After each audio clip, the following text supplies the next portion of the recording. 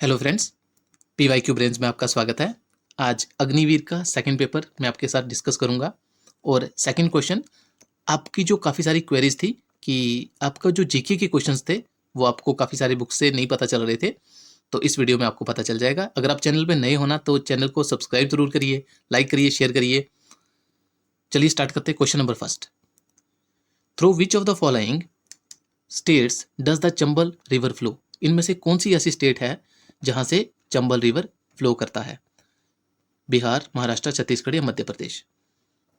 आपने 10th का map देखा होगा जो रिवर वाला है, नाइन्थ क्लास में है।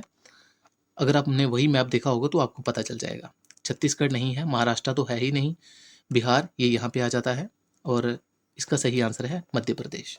ठीक है, चंबल रिवर मध्य प्रदेश से फ्लो करता है। ये देखो, ये चंबल रिवर है, ये area.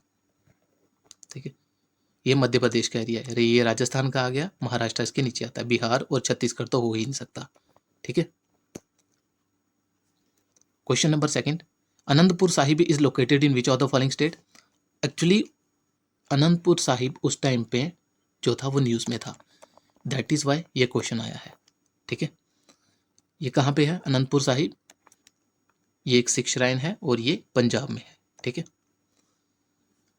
Next question, what is the maximum sanction strength of the जजेस of Supreme Court including the chief justice? Supreme Court के जो जजेस हैं, पहले आप उनकी स्ट्रेंथ बताएंगे कितनी है टोटल। ठीक है, चीफ जस्टिस को मिला के 34 है, 33 है, 31 है या 30 है, इस क्वेश्चन में आपको पता चल जाएगा।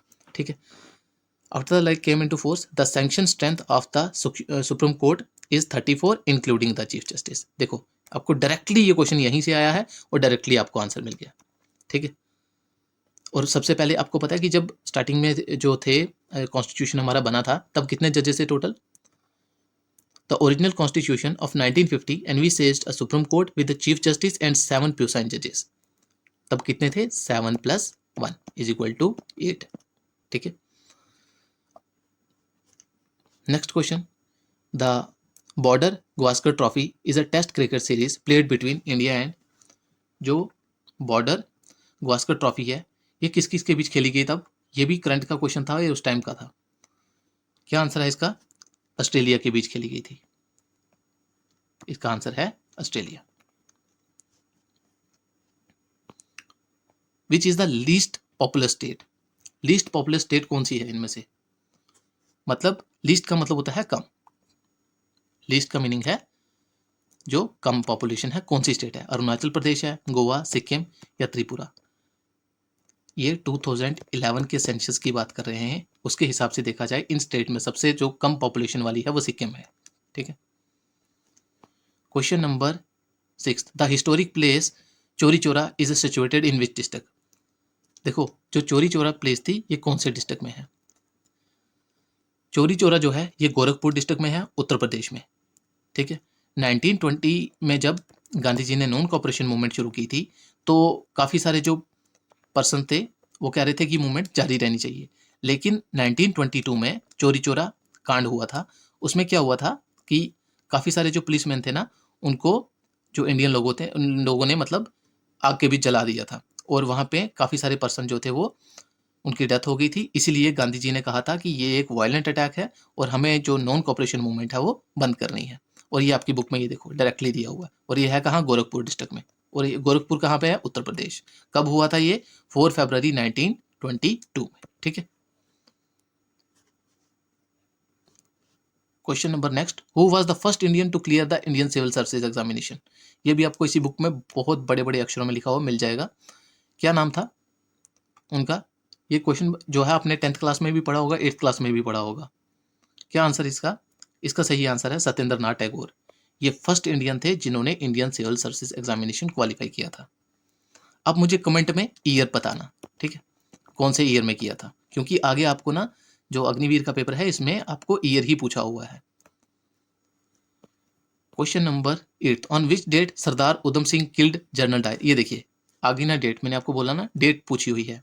सरदार उधम सिंह ने जनरल डायर को कब मारा था और कौन सी जगह मारा था? इंग्लैंड में मारा था। कब मारा था उन्होंने? ये देख लिए, ये क्वेश्चन है, Sardar Udham Singh an Indian patriot from Punjab shot down Michael O'Dwyer in London in 1940। 1940 एक ही ऑप्शन है यहाँ पे, तो आपका सही आंसर बी पार्ट हो जाता है। ठीक है, देखो अगर आप क्वेश्चन को थोड़ा सा ध्यान से भी पढ़ोगे ना, तो आपको ये जो बुक है इसके सिवा कोई बुक मत पढ़ना। जितनी ज़्यादा बुकें पढ़ोगे आपको उतना याद ही नहीं रहेगा, आपका जो माइंड है वो इतनी चीज़ों को रिटेन ही नहीं कर पाएगा। तो यही एक बुक है जिसके लिए आप जो भी है इसी को पढ़ना, सिर्फ इसके सिवा कुछ मत पढ़ना। जीके के लिए स्टैटिक जीके होगी आपके लिए यही बुक है, इस ल्यूसेंट की बुक के सिवा कोई बुक मत पढ़ना, आपका जो सिलेबस है वो कंप्लीट ही नहीं हो पाएगा। Next question, Gujarat high court is located in which of the following place. अब देखिए उन्होंने क्वेश्चन क्या पूछा है कि जो गुजरात हाई कोर्ट है वो कौन सी जगह पे है, और ये आपने न्यूज़ में काफ़ी बार सुना होगा, न्यूज़पेपर में तो आता ही है। इसका सही आंसर है, उसको बोलते हैं अहमदाबाद हाई कोर्ट। देखना कितनी बार न्यूज़ में आता है, और गुजरात हाई कोर्ट यहीं पे स्थित है। ठीक है, question number 10th, research and analysis wing रा is foreign intelligence agency of India, who is the current head. ये 2023 की बात कर रहे थे जब ये पेपर हुआ था, उस टाइम पे जो रा का हेड था उनका क्या नाम था। इनका सही नाम था सुमंत गोयल जी। ठीक है दोस्तों, अगर आप चैनल पे नए हो ना तो चैनल को सब्सक्राइब करिए, लाइक करिए, शेयर करिए, और अपने दोस्तों के साथ ज़रूर शेयर करना, क्योंकि काफ़ी सारे बच्चों को ये क्वेश्चंस मिलेंगे भी नहीं। The amber fort is located in which of the following state. Amber fort जो है वो कौन सी स्टेट में है। एम्बर फोर्ट कहाँ पे है, राजस्थान में है। Question number 12th, who has been appointed as the governor of Chhattisgarh. ये भी 2023 की बात कर रहा था। छत्तीसगढ़ का गवर्नर कौन था, विश्वभूषण हरिचंदन। ठीक है, हरिचंदन, इसका आंसर ये था। Question number 13, Jaldapara sanctuary is located in which of the following state of India. SAN sanctuary कहाँ पे लोकेटेड है, ये कौन सी स्टेट में है ये। सही आंसर है इसका वेस्ट बंगाल। वेस्ट बंगाल में ये लोकेटेड है।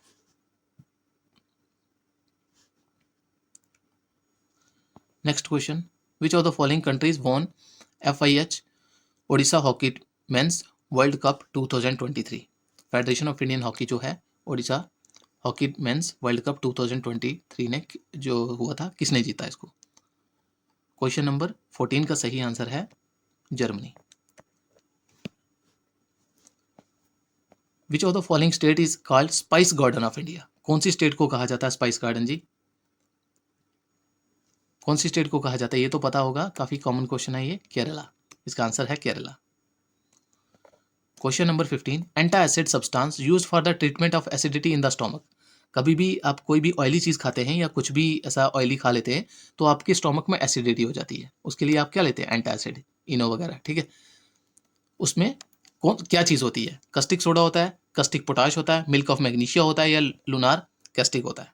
लूनर कैस्टिक होता है, क्या होता है, क्या आंसर है इसका, मिल्क ऑफ मैग्नीशिया। ठीक है, मिल्क ऑफ मैग्नीशिया। ये भी आपको मैक्सिमम ये जो क्वेश्चन है, देखो आप इस बुक को अगर पढ़ोगे ना तो काफ़ी सारी जो चीज़ें हैं वो आपको यहीं से, काफ़ी सारी क्या जी, मैं आपको बोल रहा हूँ कि 99% जो आपके क्वेश्चन है वो यहीं से सॉल्व हो जाएंगे। ठीक है, इसलिए ये बुक बहुत इंपॉर्टेंट है। Question number 17, the dash is the site of complete digestion of carbohydrate protein and fats in the human body. ये देख लीजिए, ये यहीं से आपको क्वेश्चन मिल जाएगा। क्वेश्चन नंबर 17 का जो सही आंसर है स्मॉल इंटेस्टाइन। ठीक है, यहाँ पे carbohydrate protein fats complete digest हो जाते हैं। विच of the following is not an example of acute disease. ये भी आपको ल्यूसेंट से आराम से मिल जाएगा, ल्यूसेंट से ये क्वेश्चन मिल जाएगा। और क्वेश्चन नंबर जो 18 है, इसका क्या आंसर है, एक्यूट डिजीज कौन सी नहीं, कौन सी जो है नहीं है, ये चीज़ ध्यान रखना, नहीं है, इसका है हाई ब्लड प्रेशर, ये एक्यूट डिजीज नहीं होती। दोस्तों चैनल को ज़रूर सब्सक्राइब करना, लाइक करना, शेयर करना। विच of the following disease cause loss of memory. इनमें से ऐसी कौन सी डिजीज है जो मेमोरी को लॉस करती है, उससे मेमोरी मतलब लॉस हो जाती है। देखो अगर आपने जो ल्यूसेंट का चार्ट है ना, एक बॉक्स है ल्यूसेंट का डिजीज का, वो आप पढ़ोगे, रिकेट्स जो होती है ये विटामिन डी की वजह से होती है, स्कर्वी जो होती है विटामिन सी की वजह से होती है। अगर आपने इसका नाम नहीं भी सुना तब भी आप 50-50 में तो आ ही सकते हो, ठीक है। और ये आपकी ल्यूसेंट में ये आंसर दिया हुआ है। जो न्यूरोलॉजिकल डिजीज हैं वो सारा अल्जाइमर डिजीज में ये वगैरह सब कुछ दिया हुआ है। Question number 20, reaction of an acid with a base is known as. एक एसिड और बेस की अगर रिएक्शन होती है तो क्या होगा, क्या होती है। कोई फॉर एग्जांपल ये एसिड है, ठीक है, ये बेस है। अभी जैसे आपने स्टमक की एग्जांपल ले ली तो आपके स्टमक में क्या हो जाती है, एसिडिटी हो जाती है, ठीक है। अगर आप एसिडिटी हो जाएगी तो आपको कुछ बेसिक लेना पड़ेगा, ठीक है। तो एसिडिक और बेसिक को मिला के क्या चीज़ होगी वो, अरे अल्टीमेटली वो न्यूट्रलाइजेशन हो जाएगी, वो चीज़ न्यूट्रल हो जाएगी और आप पहले जो जैसे पहले थे वैसे हो जाओगे, ठीक है ना। थोड़ी सी कॉमन सेंस लगाओ, इतने मुश्किल क्वेश्चंस नहीं आते हैं। आपका 10th का सिलेबस ही सारा आता है, 10th से ऊपर कुछ नहीं आता। और आप अगर जीके के लिए सिर्फ बुक पढ़ना है, ल्यूसेंट पढ़ना, जो अगर साइंस की भी बुक पढ़नी है तो जीके की पढ़ना, और कोई बुक मत पढ़ना, ठीक है। Question number 21, pH value of the blood. देखिए एक लास्ट ईयर का एक और जो पेपर था, अग्निवीर का ही पेपर था, इसमें उन्होंने पूछा था पीएच वैल्यू किसकी, ह्यूमन सैलिवा की। ह्यूमन सैलिवा की पीएच वैल्यू कितनी है। और ये देखिए आपकी ब्लड की पीएच वैल्यू कितनी दी हुई है, देखो ये आगे दी हुई है। देखो यहाँ पे लेमन जूस की, wine, apple juice, vinegar, urine, coffee, saliva, saliva के कितनी आ गई 6.5। और ये भी अग्निवीर में क्वेश्चन आया हुआ था, ये भी अग्निवीर में क्वेश्चन आया हुआ था आपका। क्या आंसर है इसका, ये तो काफी कॉमन क्वेश्चन है। पीएच वैल्यू ब्लड की कितनी होती है, पीएच वैल्यू ब्लड की 7.4 होती है, ठीक है। Question number 22, who discovered electromagnetic induction. आपको ये भी ल्यूसेंट में आराम से मिल जाएगा क्वेश्चन। क्या आंसर है इसका, इलेक्ट्रोमैग्नेटिक इंडक्शन को किसने डिस्कवर किया था, फैराडे ने किया था। अब मुझे एक बात बताना, जूल किसका यूनिट होता है, ठीक है। जूल होता है ना, ये पर्सन भी नाम भी है और यूनिट भी होता है, किसका होता है। ओम किसका यूनिट होता है, ये भी आपको एग्जाम में अभी यह देखना, अभी काफी सारे ऐसे भी यूनिट्स भी आपको पूछे हुए एग्जाम में। Question number 23, the lungs are part of which system. देखो यहाँ तो पढ़ने की जरूरत ही नहीं है। The most important organ of the respiratory system of human is lungs, बात खत्म, ठीक है। यहीं से क्वेश्चन हो गया, respiratory system. Question number 24, which one of the following parts of the human alimentary canal can be of maximum length.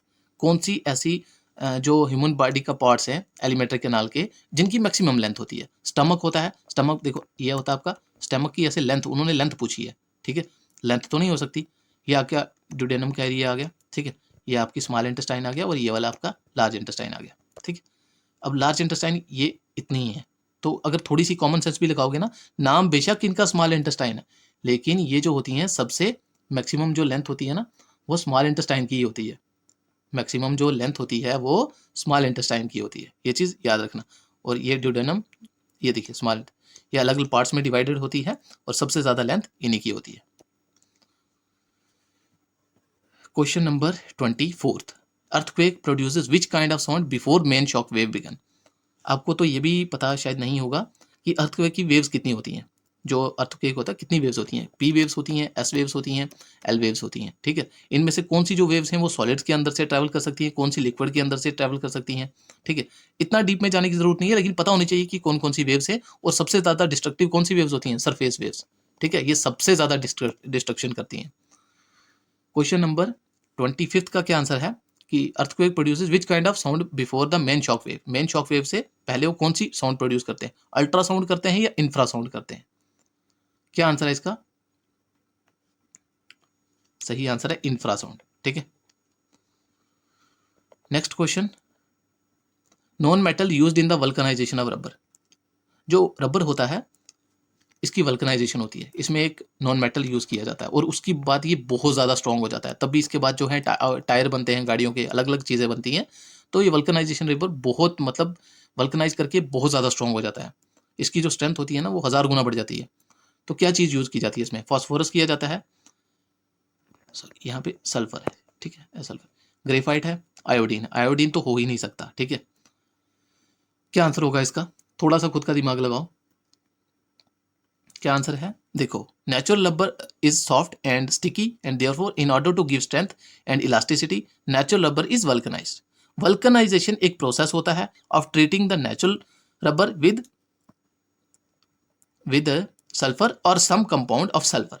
या तो सल्फर या सल्फर के किसी भी कंपाउंड के साथ अंडर हीट, उसको हीट किया जाता है। Vulcanise rubber is use for manufacturing rubber bands, gloves, car tyres etcetera. ठीक है, अब यहीं से आंसर मिल गया तो पढ़ने की जरूरत भी नहीं है। तो आपका जो आंसर है वो क्या है, सल्फर है। ठीक है, next question, usually the rate of heart beat is measured in, जो हार्ट बीट होती है आपकी, जो दिल की धड़कन होती है, ठीक है, वो कैसे मेजर की जाती है? पल्स पर सेकेंड, पल्स रेट पर सेकेंड, और पर मिनट, और पर आवर, या पर डे? कैसे किया जाता है? पल्स रेट पर मिनट। ठीक है, पल्स रेट पर minute.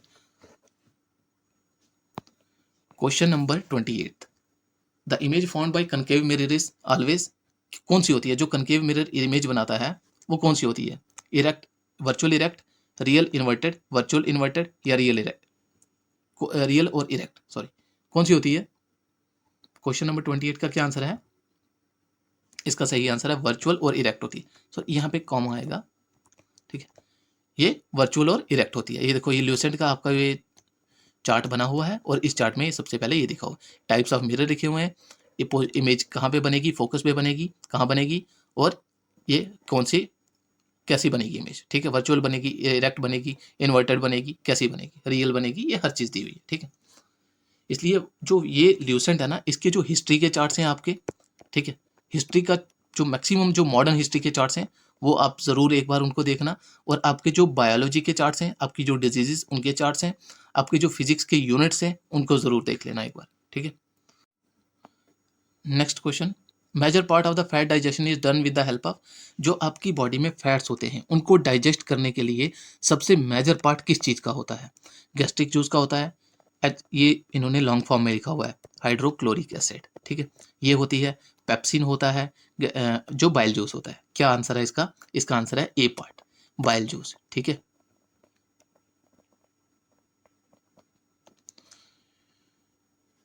Next question, unit of frequency is, दोस्तों जो मैक्सिमम आपके पेपर हैं अग्निवीर के, आगे में जो मैथ्स और रीजनिंग के पेपर हैं वो भी मैं अभी वीडियो सून अपलोड कर दूंगा आपके लिए, और जीके का जो पोर्शन है इसको मैं इसी वीक में कंप्लीट कर दूंगा। आपका जीके के जितने भी पेपर आए हैं आपके आपके साइंस के, उसमें हिस्ट्री के, modern history, ancient history, geography के क्वेश्चंस, पॉलिटी के क्वेश्चंस, मैक्सिमम में क्वेश्चंस आपके कवर कर दूंगा इन वीडियोज़ में। तो अगर आप चैनल पे नए हो, चैनल को सब्सक्राइब ज़रूर करना, लाइक करना, शेयर करना, इसी से हमें मोटिवेशन मिलती है। तो चलिए लास्ट क्वेश्चन डिस्कस करते हैं, the unit of frequency. Frequency देखो, ये क्लास 8 से पढ़ के आ रहे हो आप, कोई बताने की ज़रूरत भी नहीं है। ठीक है, फ्रीक्वेंसी का क्या यूनिट होता है? इसका यूनिट होता है हर्ट्स। ठीक है, आज के लिए इतना ही था। तो आपके जो जीके के, और जीके हो गया, और आपके जो मैथ्स प्लस रीजनिंग, ये अगले लेक्चर्स में आपके लिए क्वेश्चंस ले आऊँगा। Thank you and have a nice day.